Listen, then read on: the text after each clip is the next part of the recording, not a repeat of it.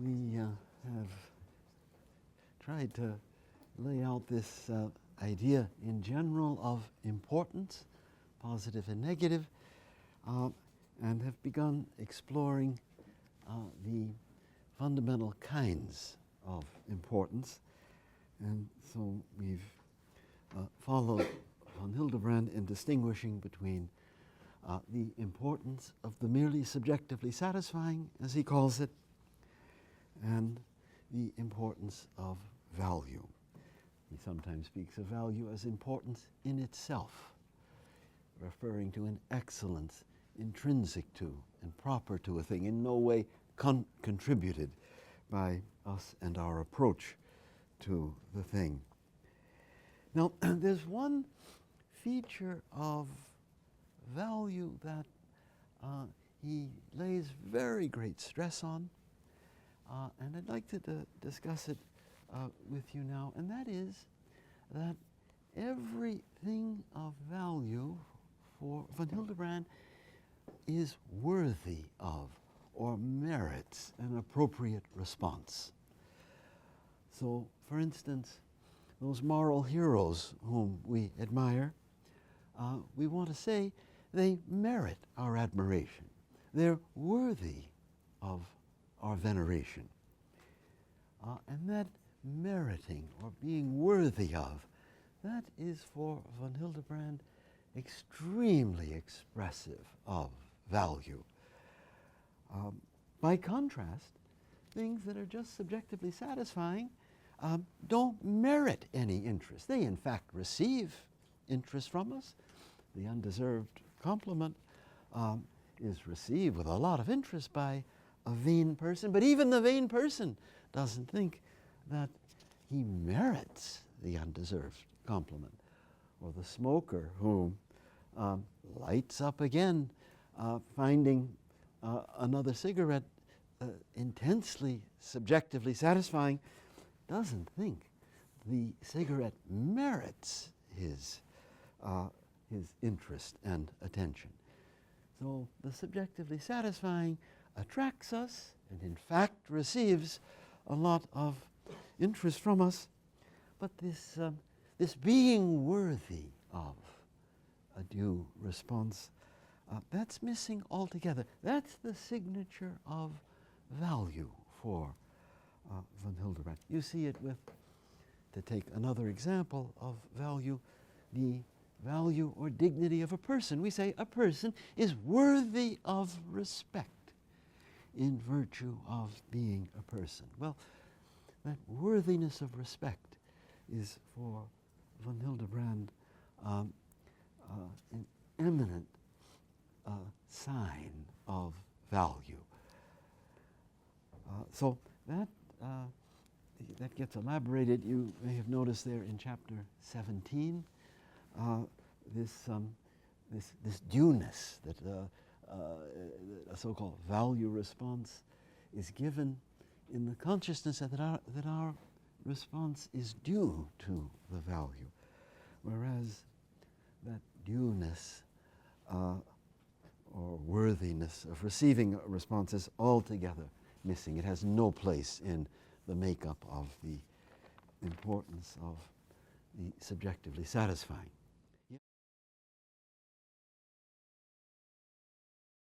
Regarding value and its contrast with the subjectively satisfying, there's something that von Hildebrand does not mention, which I would like to add in his spirit by way of capturing value more precisely. And that is, it seems to me that all value for von Hildebrand has a certain radiance of beauty.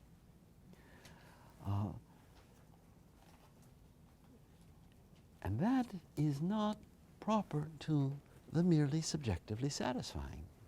The cigarette that the smoker lights up because it's subjectively satisfying does not present itself as beautiful.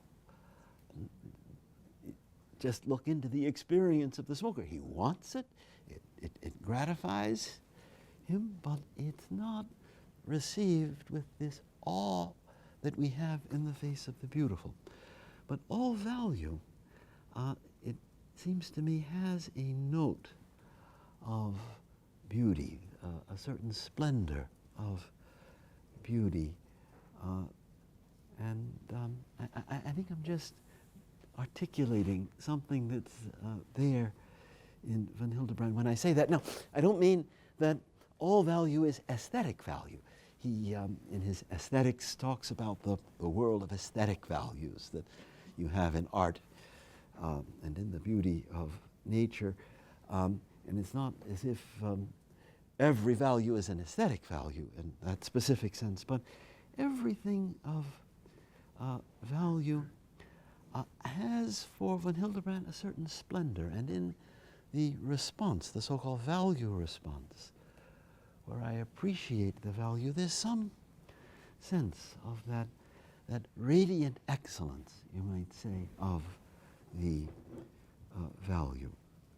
Certainly in admiring some very worthy and heroic person, that sense of a beauty of character is very much a part of our experience.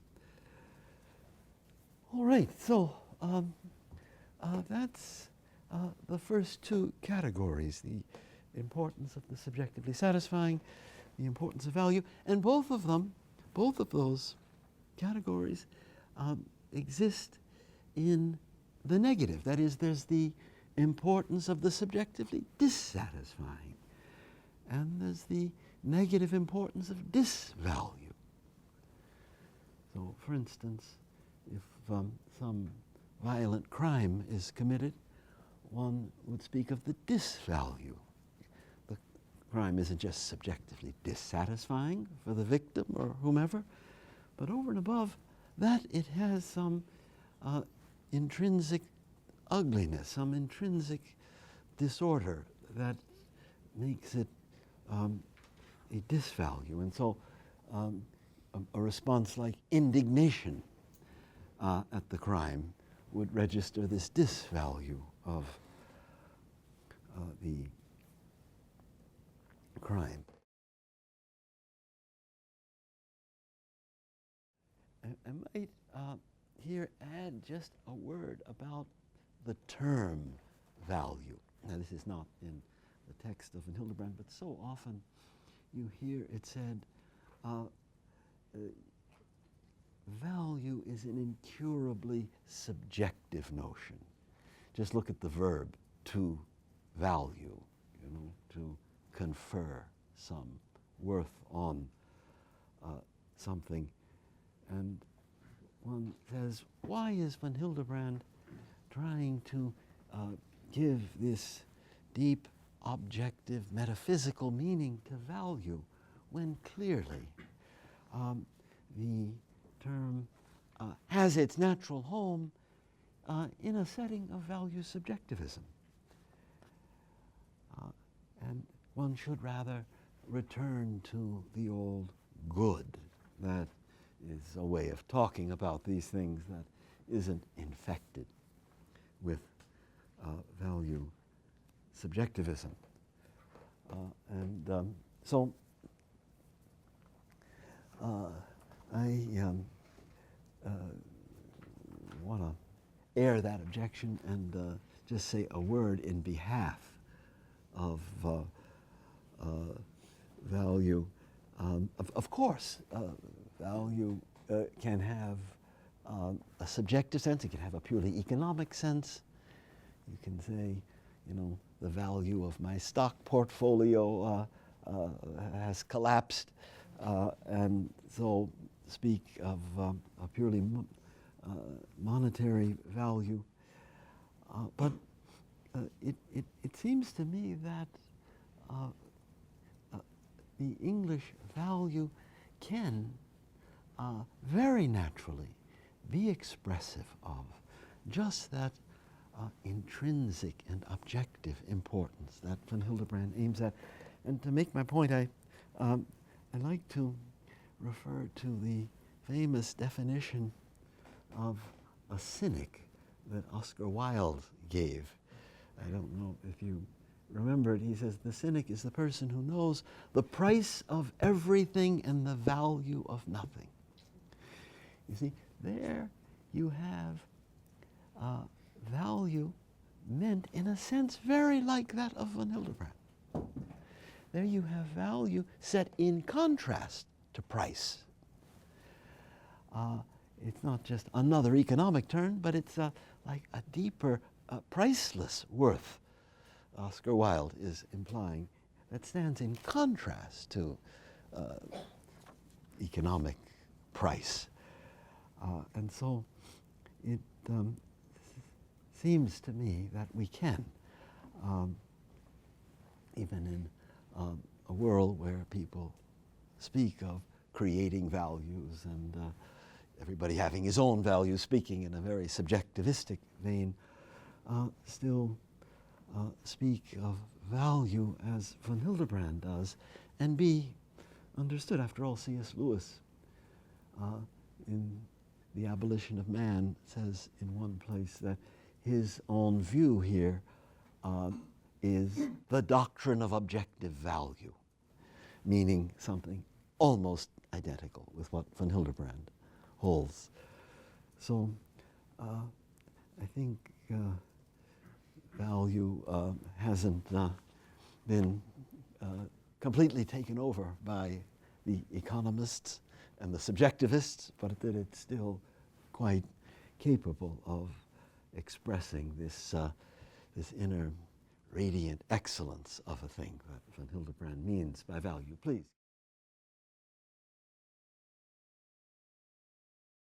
People will say that even your notion of being can be strongly influenced, that Aristotelian substance, corresponds to a certain age, and replacing substance with dynamic change corresponds to another age. So you've got the same problem at the level of being that you have at the level of value, that you have to work through this cultural conditioning in order to see what's really there in being and to see what's really there in value. For von Hildebrand, it's very important to be able to say something not only is and has this structure, but it's also good that it is. It's worthy of being. And that's the language of value. And he thinks that metaphysically, one has to be able to make that step from what is indeed the case to what is right and good and worthy of being the case. And that's where his metaphysics where his metaphysics has to, as he thinks, use this language of value.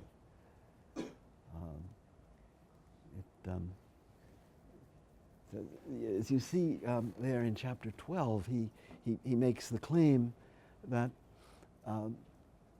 value is as fundamental a dimension of being as being itself.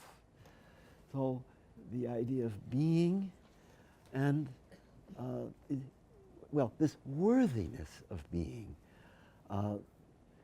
this being good that things exist. See, when God says on the seventh day, it's good that it exists, that's a very different affirmation from saying it exists and there are substances, and we've got this metaphysics of the relations. No, it's something quite different, but metaphysically significant to say, but it's good that it exists. And so for von Hildebrand, that's just as metaphysically potent as the talk about being and its kinds. In every moment of temptation, we, on the one hand, feel the pull of the intrinsically good and valuable, and yet at the same time, the pull of the merely subjectively satisfying. And I think one can make some sense of that well-known conflict by bringing in these two categories of von Hildebrand, value and the subjectively satisfying. And he wants to say that